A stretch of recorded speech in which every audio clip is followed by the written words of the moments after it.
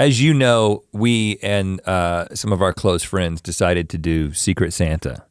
And the way that it was organized by one of our friends who took the initiative was there was some website. It's not secretsanta.com, but it's something like that. And you go and you put everybody into a hat, essentially a digital hat, and then you find out who you have to be the Secret Santa for. I can't remember, I would like to remember what it's called, but I can't. If they're a sponsor, I definitely would. I will say that. And I do like it because when you get your assignment, then you can click on the person and they have the option to put something that they on their wish list, something they would like. But only one person did that. Only one person in our group put what they wanted on their wish list, and it was the person that my wife got the gift for. No, actually my person did too. And he said, I just want you to give, and he listed out some charities. He said, I'd like for you to give to charities in my name. And I'm like, I ain't doing that. I know who that was. That's not fun. Yeah. I did give to charity, but also gave him something that was a gift. The receipt. I gave him I gave him something else. So I drew Christy. your wife, and you can say Christy. I just call her your wife. I drew Christy. Don't you say my wife's name. And I was actually pretty excited about having your wife as a Secret Santa receiver. But what you didn't know was she also drew your name. No, she didn't. Oh, she didn't? No. Oh, I thought she did. No, William did. Oh, I don't know why I thought that. Never mind. So you drew her name and that's all that happened. I drew her name and I was excited about it because as you know, and I don't know if we've really discussed this, but Christy and I have very similar tastes when it comes to food. Literally. And like, chances are, and first of all, I kind of like everything, she kind of likes everything, but things very specifically like olives or cheese or things that taste a little bit weird, we tend to agree on those things. And so especially the things that her and I disagree on and you and I disagree on, those things together you both really like passionately. Right. And so I thought I'm gonna go, this is kind of a fun exercise, I'm gonna go and I'm gonna shop for her as if I'm shopping for myself. Because if I get things that I would like, then that's kind of getting the things that she would like, right? And so, and this was a day in which I was doing quite a bit. I'll tell you some other things I was doing that day and other gifts I was getting for people, but it was essentially like, it was like December 23rd, Jesse's parents had been in town and then Jesse's sister and her family were coming into town and there was just a couple of days before Christmas that we had to kind of take care of business. And so I kind of went out on my own and did a bunch of last minute shopping. This was go time. For Jesse, for Christy, your wife, for my kids. Oh. One gift in particular for Shepard that I'll talk about later. A little something from me maybe. Yeah, and of course, and your wife being happy is your gift. And so but you making my wife happy is not my gift. That's just weird. Now, I was talking to my wife, Jessie, to figure out what to get Don't you say her name. Your wife, Christy, and no, I was asking her a question because I was like, you know the kinds of things that I like, where should I go to get those things? Is this like a Whole Food situation? Mm-hmm. She's like, well, there's this place, I think it's in Pasadena. They got like kombucha and like fermented things, and I think that she'd be really into it. It turns out the place was in like Altadena, I think. I can't remember exactly where it was, north of Pasadena. And so I go and I see the again, if they were a sponsor, you'd know. Yeah. And I see the place. I'm gonna talk a little crap about the place, so I don't wanna say the name of the place. But I see the place and it's in one of those situations where it's kind of like a little downtown area, but then there was a Rite Aid caddy corner across the street, across the corner with a parking lot, but it said for Rite Aid customers only. And there was a guy sitting next to his car in a lawn chair. And it seemed like he was like the guy that Rite Aid pays to make sure nobody violates the parking situation. Okay. I don't know why else he would be there. It was a little strange. Okay. And I don't know if he's like a shop owner of one of the other places, whatever. He had like a bowl of food that he was eating on the back of the car he was sitting next to as well. So he was bound to that location. Yeah.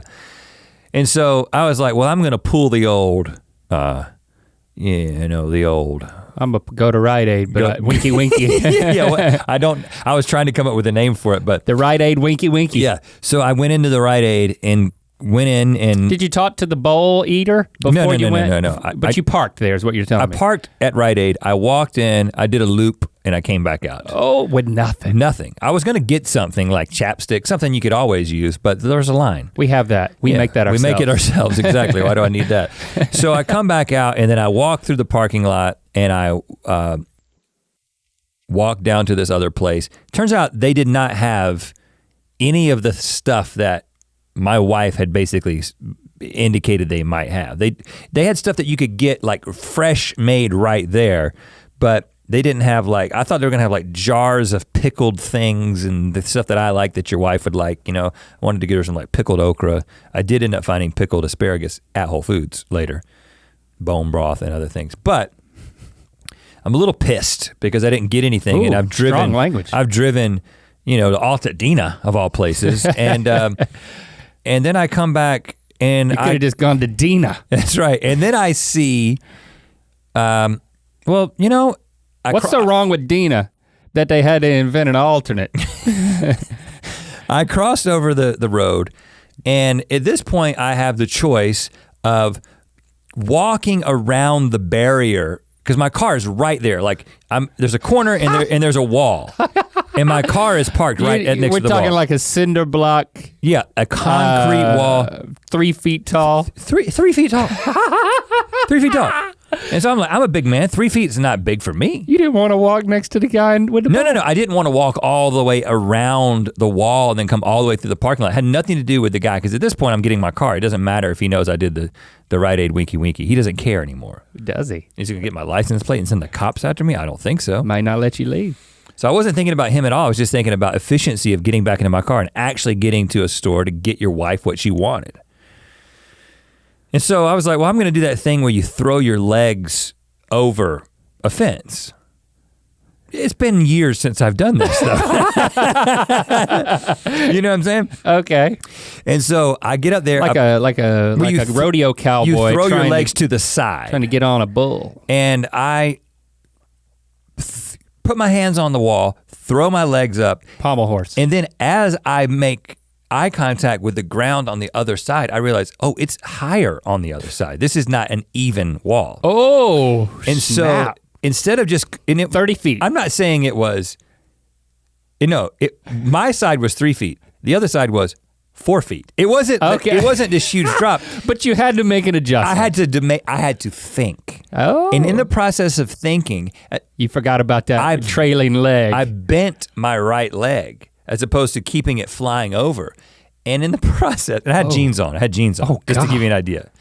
Good. My shin hits the top of the concrete and just like the corner of the concrete and like rakes my full body weight, like rakes on it all the way down my shin, or the 8 inches or whatever it was that it took.